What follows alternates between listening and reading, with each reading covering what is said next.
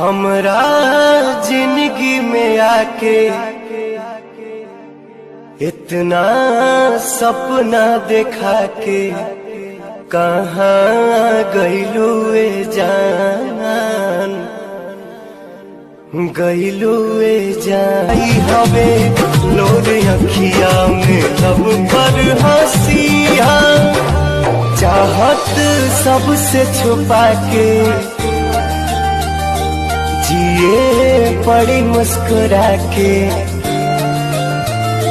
चाहत सबसे छुपा के जिए बड़ी मुस्कुरा के। गरहन लागी ये जान, लागी ये जान, कहाँ गइलू ए जान, गइलू ए जान।